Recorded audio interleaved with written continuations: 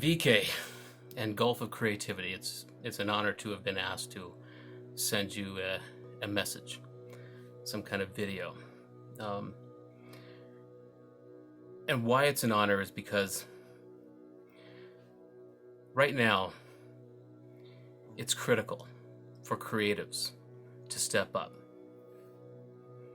This virus that has caused us all to kind of retreat into our homes and to kind of reprioritize what's important is also accelerating AI and automation. It's accelerating trends that were happening in society anyway. And now we have an opportunity to sit back and reassess. I've made a few videos and been featured on a couple of documentaries talking about my idea of open source mode. And this is a method designed to make creative teams even more effective.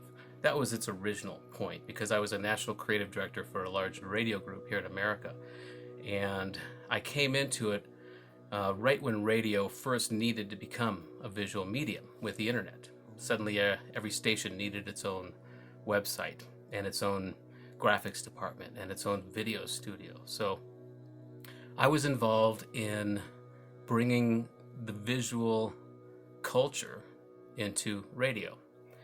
To do that required me to come up with ways to upskill people instantly. Most people in radio stations around that time didn't have anybody that knew Photoshop, and they were going up against local TV and local print media that had in-house graphics departments. So to upskill radio, I was required to come up with ways to share resources.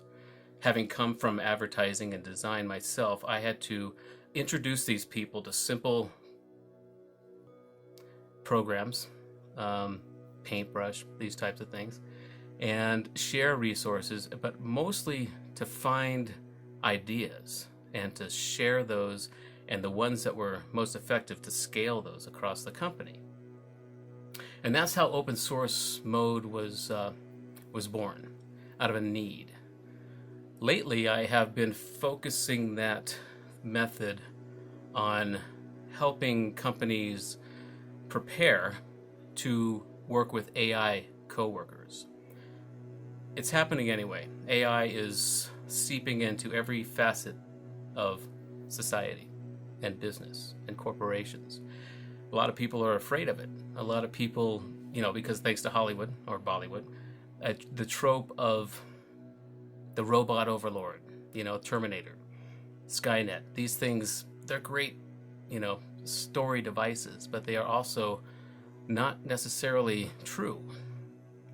We're finding now that artificial intelligence, the smarter it gets, the more data it consumes, the more altruistic it becomes, the more empathetic, compassionate it becomes. And that makes sense because it's really the most effective way to be. It's the most effective, productive way to be, is to understand that other people have needs and to coalesce those needs into solutions. So, creatives are an interesting breed, as you well know. And creatives in the corporate world are kind of fish out of water. So that was another one of my goals, was to find these creatives, these right-brained types of individuals that were ensconced in some cubicle and fluorescent lights somewhere, and bring them out, because their ideas, their out-of-the-box way of thinking was key to the success of the corporation, of the company, or the organization that they were part of. And so to do that practically for Enercon, the company I worked with, required me to devise these tools. One of the first things I do with a group or company or whatever to identify that uniquely human skill set is to ask one simple question. And you should ask yourselves this, although you've probably answered it or you wouldn't be creatives. And the question is, What skill or talent or area of knowledge do I have that I wish more people recognized? That answer, if you take some time and answer it honestly, unveils a treasure trove of information about you. And it also releases a strength that we will need as a species right now. The things that we wish more people recognized about us it's our niche expertise. It's the thing we spend our spare time doing. And the reason we pushed it back and we wish more people recognize it is because it hasn't fit into this industrial mold.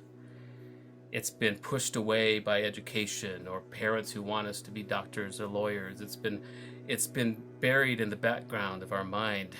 And we wish more people recognized it because that is where our expertise lies. That is our mastery. Now is the time to bring that to the fore. And by answering that question, what skill, talent, or area of knowledge do I have that I wish more people recognized?